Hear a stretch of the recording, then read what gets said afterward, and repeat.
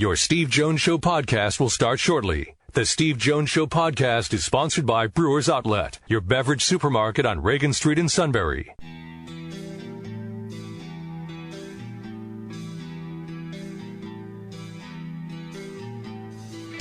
Sports talk where your voice counts. This is the Steve Jones Show on News Radio 1070 WKOK. Now, from the Sunbury Motors Studio, here's Steve Jones. Happy Friday, everybody. Happy Brewers Outlet Day, everybody. Great to be with you.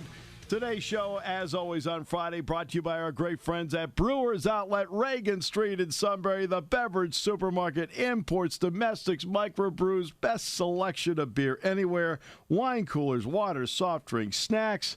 They roast their peanuts fresh and hot every day. And the pickle bar is indeed second to none, led by the barrels and the dills. All right. You want to stock up today. It's warm today. It's nice. Then we're going to the deep freeze. We got lots of football this weekend. Eagles tomorrow. Okay, they'll take on the Falcons. That's the first game, 4:30. Nightcap. Patriots, Titans. At this point, it's going to be cold. And then on Sunday, you got the Steelers and the Jags at 1. While Sean is freezing his backside off at Heinz Field, you'll be in your nice warm room with your wood stove and your Brewers Outlet beverages.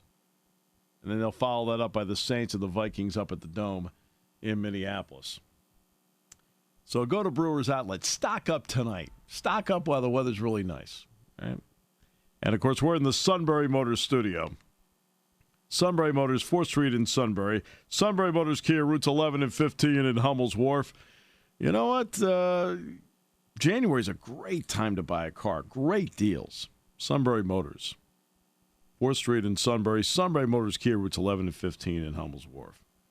Anytime you deal with Tom and his great staff, you're dealing with the best. All right. Penn State basketball tonight, Nebraska. That will be in the Jordan Center this evening. Then Minnesota Monday night in the Jordan Center. And, of course, we talked about the AFC and NFC championship games. So there's plenty going on there. As of last night for Penn State basketball, there was no change in the status of Josh Reeves. That was the first question I asked Patrick Chambers on the show last night. So that's where we are with that. Now, Jordy Chimanga, the 7-foot center for Nebraska, evidently did not make the trip.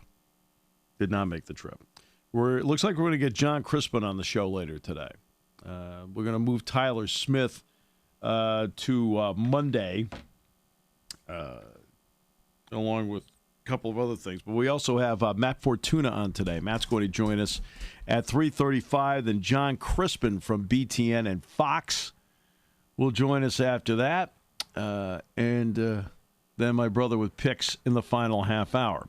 Chris Mack, Pirates Radio Network. What is the status of Garrett Cole heading into the weekend? It's warm now. It's about to get cold. But the show, we hope, is always good. We'll come back with more in a moment here on News Radio 1070 WKOK. In 103 years, there's been many firsts at Sunbury Motors Ford, but never one like this. SMC is selling vehicles for half price. You heard right. Sunbury Motors Ford is taking up to $15,007 off their remaining 2017 vehicles. That's a savings of up to 53%. SMC is serious about moving 67 2017 cars, SUVs, and trucks. They're slashing the price on 2017 F-150s up to $14,500. Take a whopping $8,000 off all remaining 2017 Ford Escapes. Take $7,000 off all remaining 2017 Ford Edges and Explorers. Lease a 2017 Ford C-Max Energy for only $179 a month for 24 months with zero down. That's zilch, nothing, nada. Hurry into Sunbury Motors Ford in the North 4th Street Auto Plaza, Sunbury, to be one of 67 lucky people to save 53% on your next new vehicle.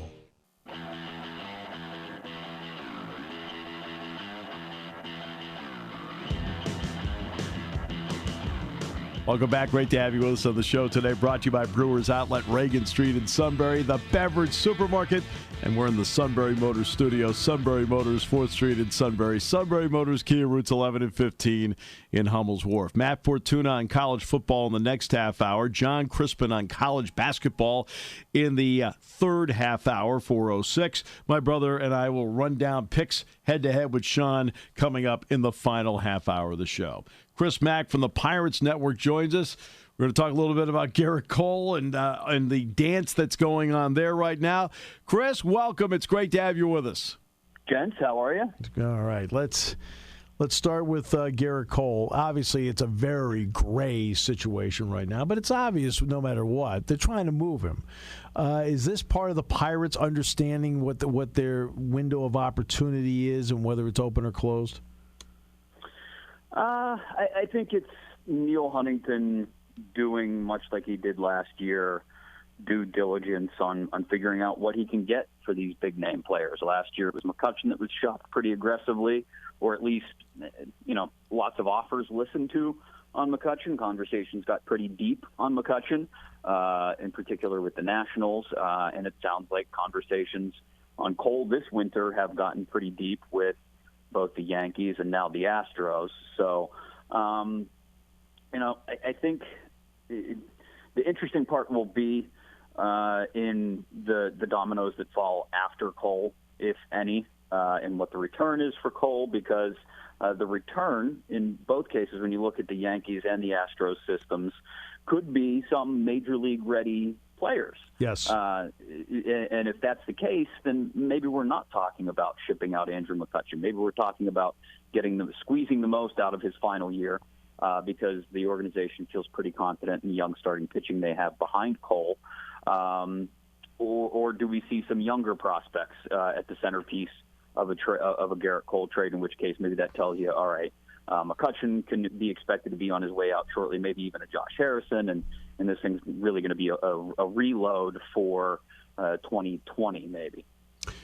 Because the two organizations they are allegedly talking with, you and I both know they have really deep farm systems. The Yankees have replenished theirs, and the Astros have kept it at a very deep rate. Yeah, the Astros system is intriguing, but the more I dig into it, Steve, and I've just since this morning, I've kind of started to refresh my memory on where they're at. They did give some things up at the trade deadline last year, yep. So they're you're right. Both organizations are strong, but there's a possibility too that when you look at, say, for example, the Astros' top prospect a year ago was Francis Martes. Right. Martes made his major league debut, go so hot.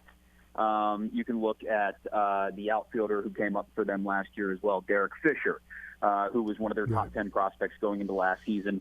Had a decent debut and then called up a second time and not so hot down the stretch. So it's a little bit different, I think, in that you're starting to see the Astros system thin out a bit at the top levels. Still strong, say at the AA level, where you look at their number one overall prospect is the pitcher, and I'm blanking now on his name irresponsibly.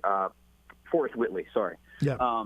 So more of their talent or high-end talent, I think, is sitting at sort of that lower AAA, upper AA level, which sort of aligns with, hey, we're going to give these guys another year or two to develop, which would align with more of a soft reboot for the Pirates. And that very much lines up with what I've been looking at Tri-City, because Tri-City is in the same league with State College.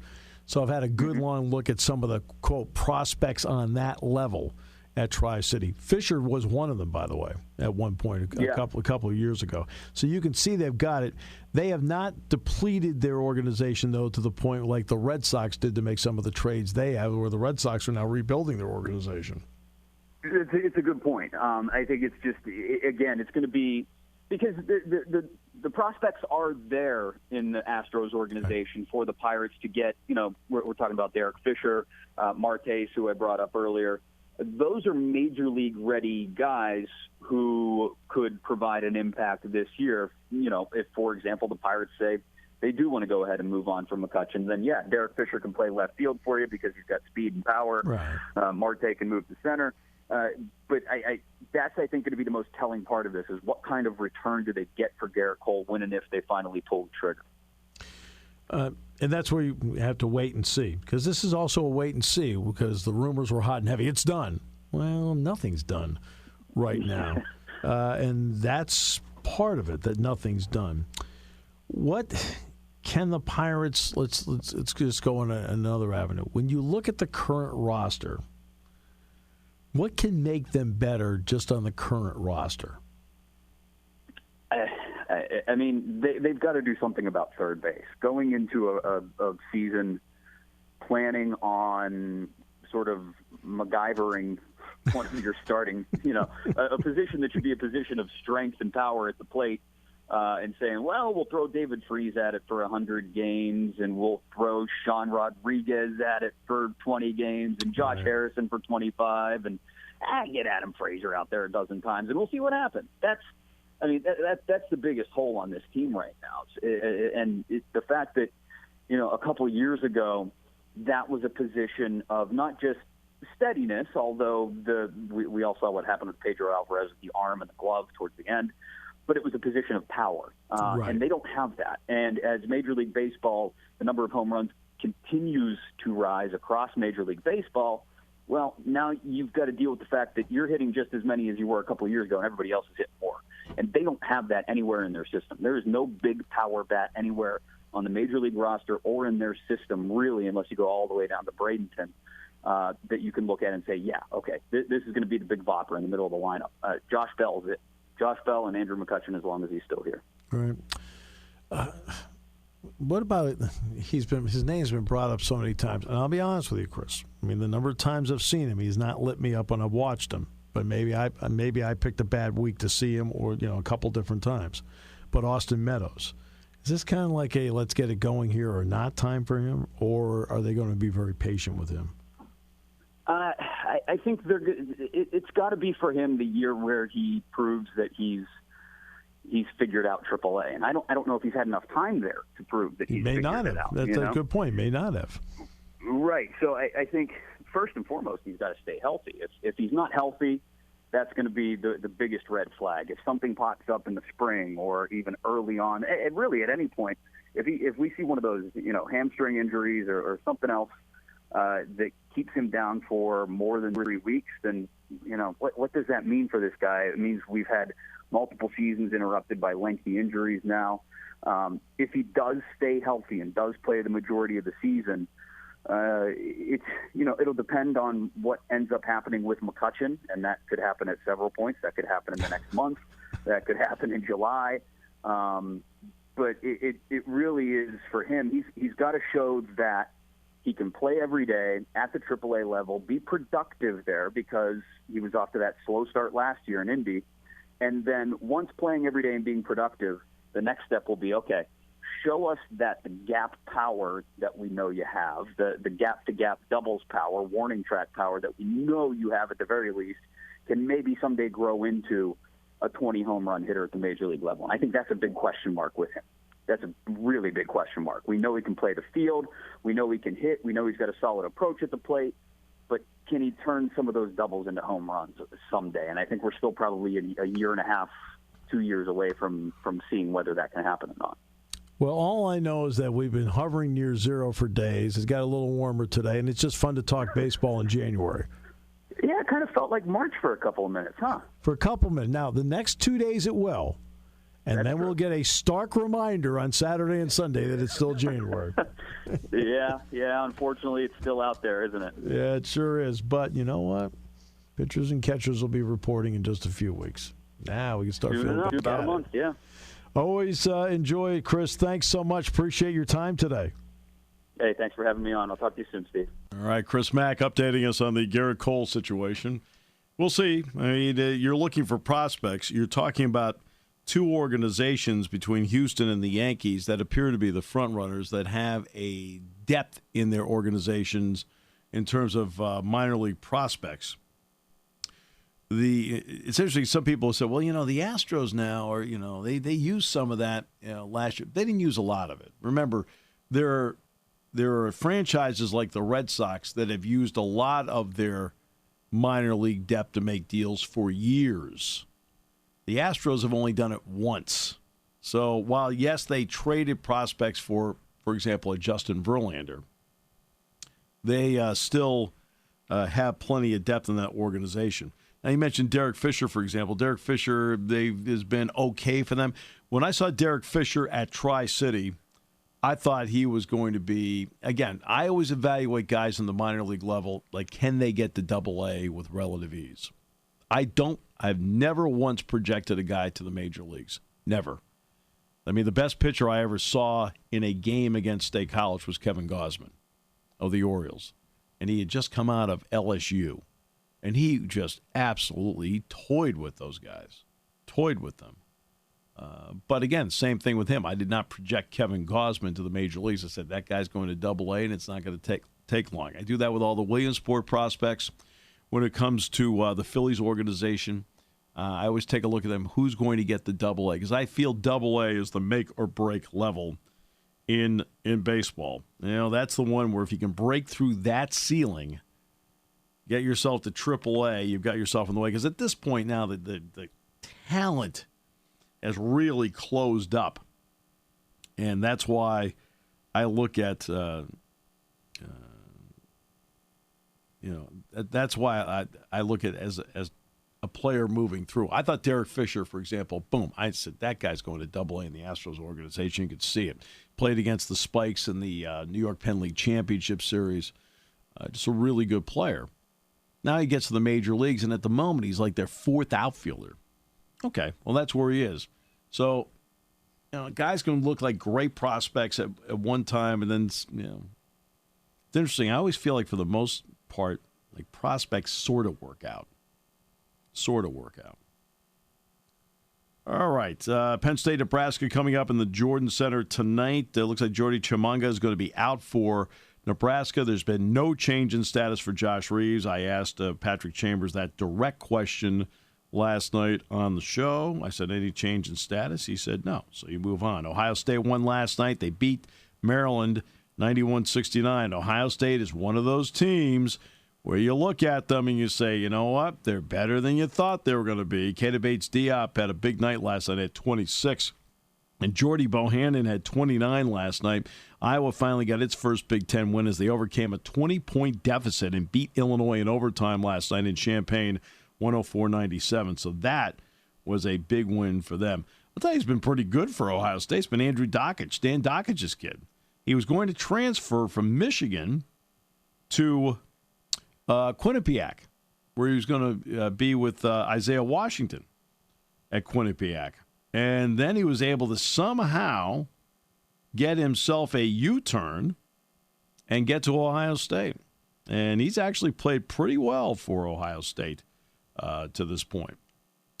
Plenty of players opting for the NFL draft, including several, obviously, from Alabama. They've had 5 players now opt for the NFL draft, including Minkah Fitzpatrick. Fitzpatrick is really a heck of a player. Many feel he's a top 5 pick. Bo Scarborough also opted. Calvin Ridley opted. Harrison opted, and so forth.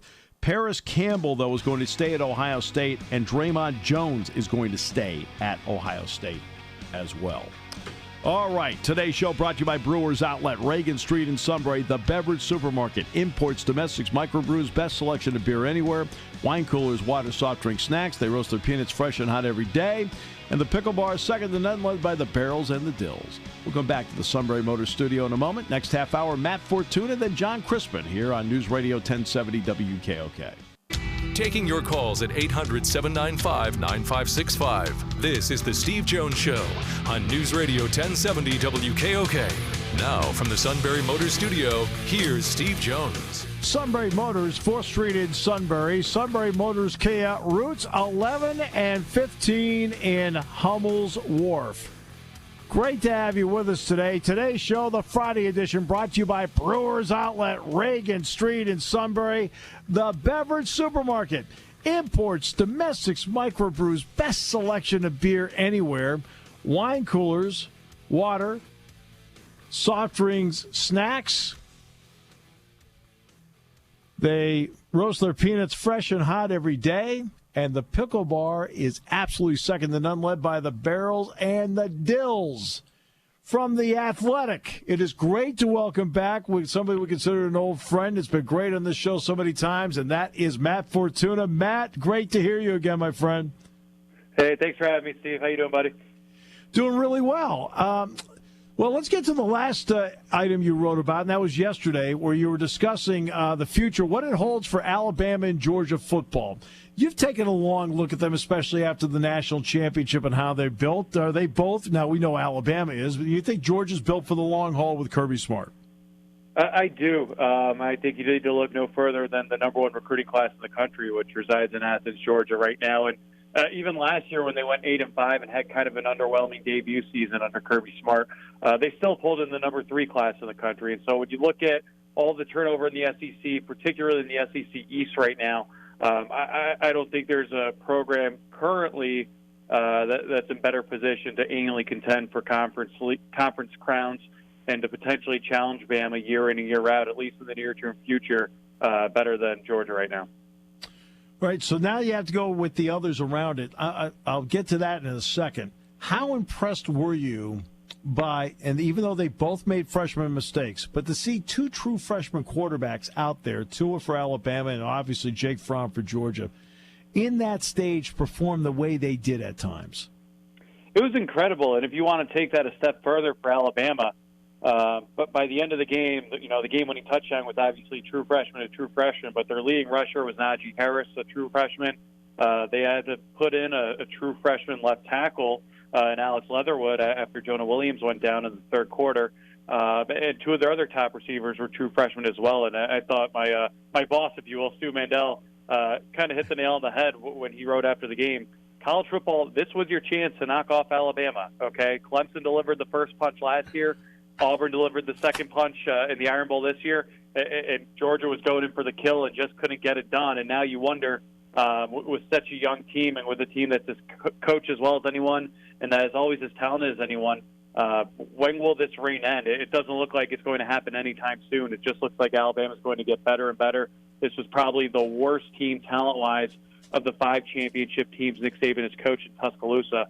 And they still ended up as the best team in the country. So the going is good right now in Tuscaloosa, and I think the best may still be yet to come for this program, as crazy as that sounds. In fact, what's interesting you say that, Matt, I felt that when he was interviewed on ESPN after the game, he said, "This is the happiest I've ever been." And my first thought was, that's because you knew that this one had the greatest odds of not happening. And it did. And I think, he's the first one of anybody that would know it.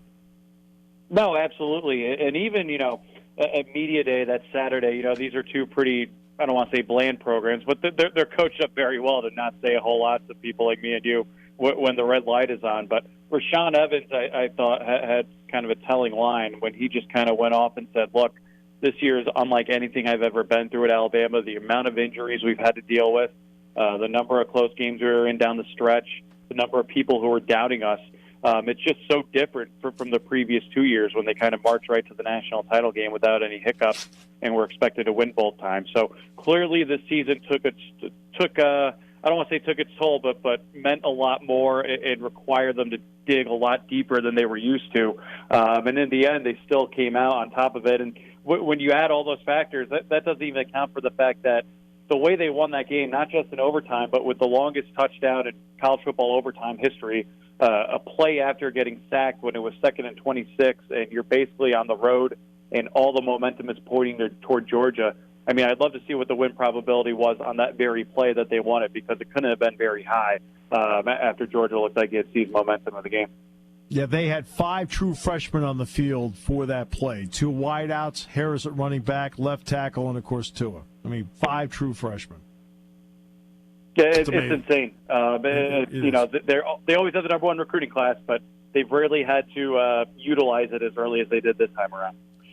All right, so now let's get to the rest. One thing a 4-team playoff affords is that you can talk about Alabama's going to be there every year. It means there's still other spots available. For you right now, Matt, in examining who's gone to the NFL, and you and I both know there are more early entries than ever. This will be the highest number of early entries ever going to the NFL draft. When you look at that, recruiting and so forth, what's that cocoon of teams that you're going to take a close look at in terms of what next season could look like?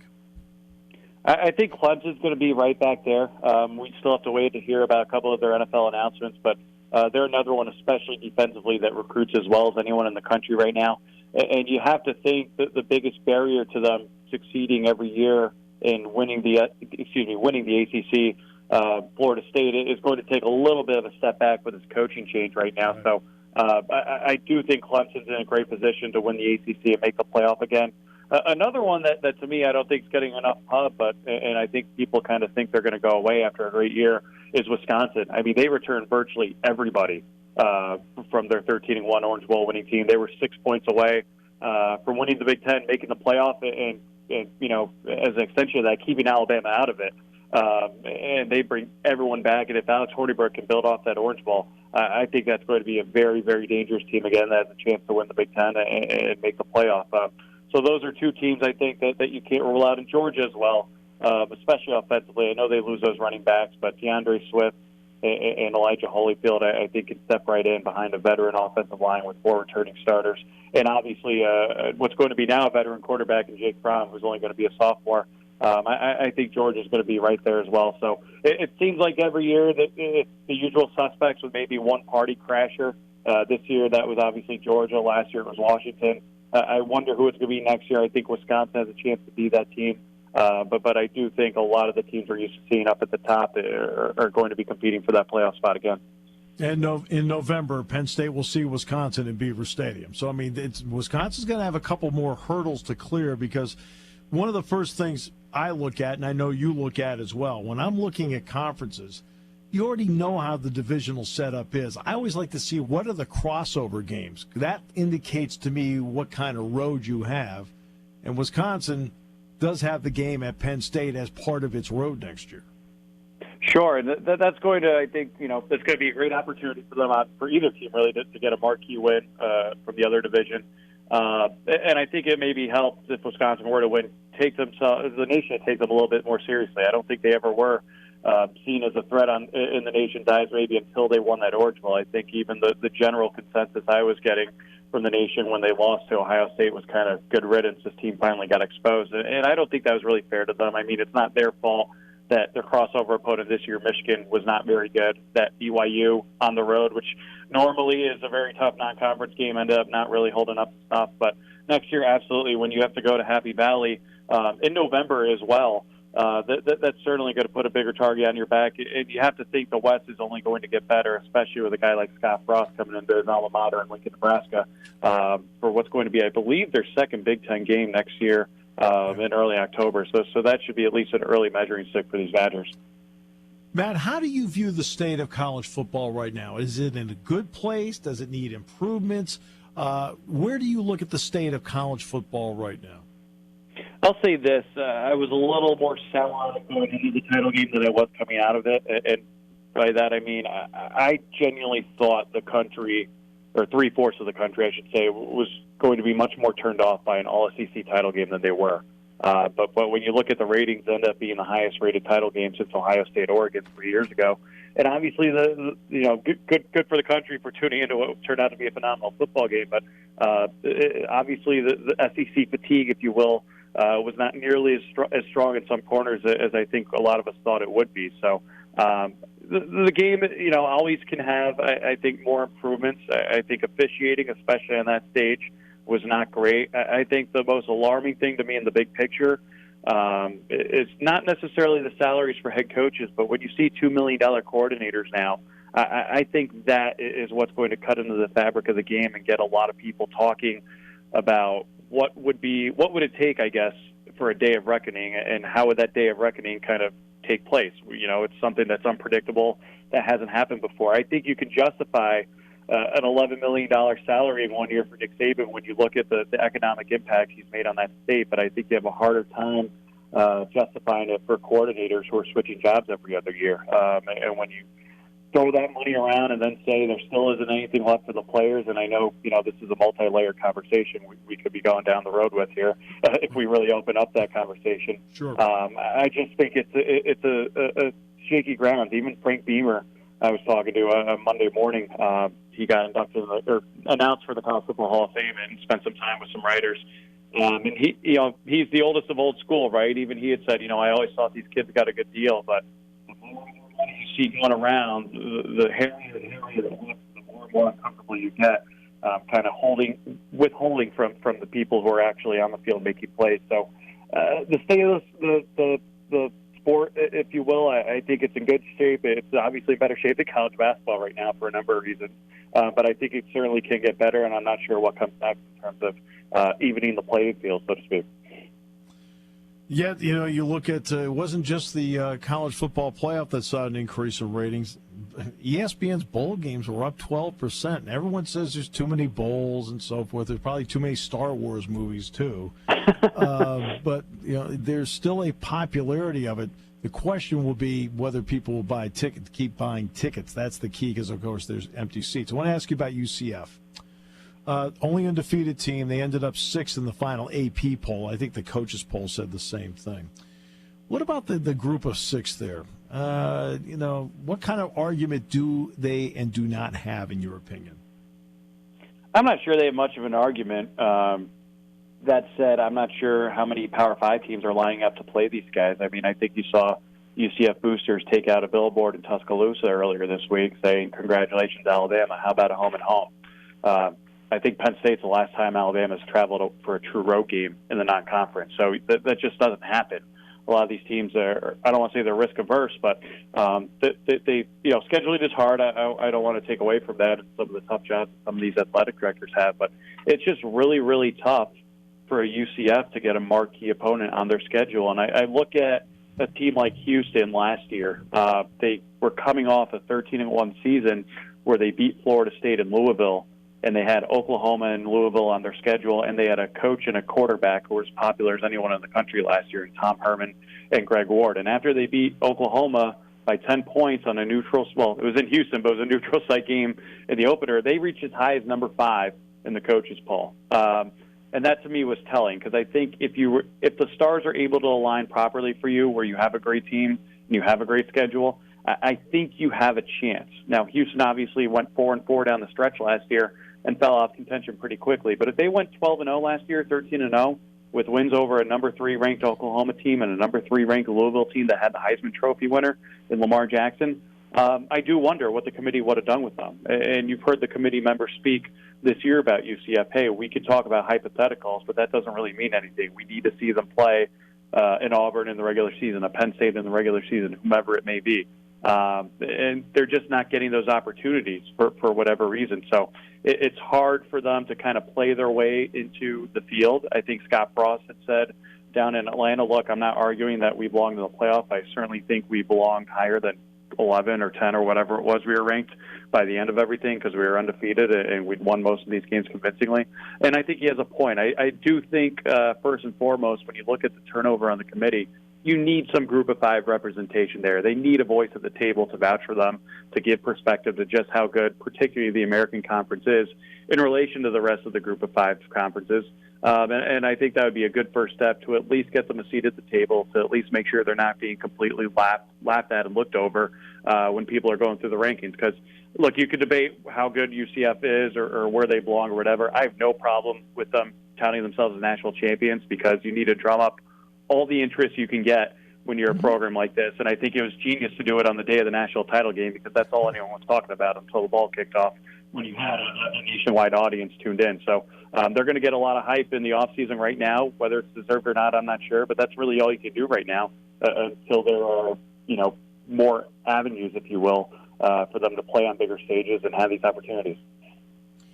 Finally, we've seen 4 years of 4 now. Are you comfortable with the way the playoff is set up? I'm going to sound hypocritical. Like you said, bowl ratings are up. I'm one of those guys who watches all of them, even though I might not love all of them. If it went to 8, I'd be watching it and rooting for more games like everyone else.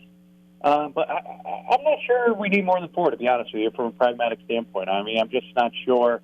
Look, Ohio State obviously had an argument to be in, but I saw that team play. Like they were not the best team in the country. They were not going to win it all if they got in this year. I don't even think they would have fared much better against Clemson this year than they did last year. Alabama got in and proved that they belong by winning it all. I mean, they were a phenomenal football team. I think if you look through the 4 years, TCU in 2014 might be the only one that has a legitimate argument that thinks they might have been able to win it all had they got it in. But even then, the team that got in over them was Ohio State, and they went and won the whole thing, so it's hard to argue against that. There's always going to be controversy whether it goes to 8, 16, 32, you name it. I do think if there was a way to strip the conferences of their title games and open things up a little bit more and maybe start this thing a little bit earlier, that would be great. I think we both know that's never going to happen because of all the money that's on the table right now for those leagues. So I'm actually okay with 4. But, again, like anyone else, the more games, the better from this fan's eyes, and I'll be watching them as much as anyone else if it does expand. Yeah, I enjoy watching as many of them as possible. I'm like you. Matt, always a pleasure. Great to hear you on with us again. Hey, enjoy the basketball game tonight. I'll be tuning in later. Thanks. Matt Fortuna joining us from The Athletic. See? Double our ratings by getting Matt on. So he's going to listen to the game tonight. He's probably going to, of course, it's on News Radio 1070 WKOK and on WKOK.com. But obviously, if you can't pick it up on WKOK.com, you'll pick it up on SiriusXM. That's where he's probably going to listen to it tonight. All right, we will take a break. Tyler Smith next half hour. John Crispin. John Crispin next half hour. Talk about tonight's matchup with Nebraska and about Big Ten basketball. Then the final half hour, Chris is going to jump in and he's going to try and kick my butt in picks. We already know my brother will as we continue on News Radio 1070 WKOK, brought to you by our good friends at Brewers Outlet.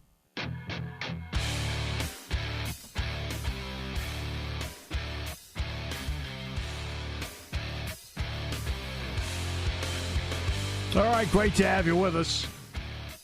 This is from my heavy metal collection. That's what happens when I'm on the show. All right. I bring the heavy metal.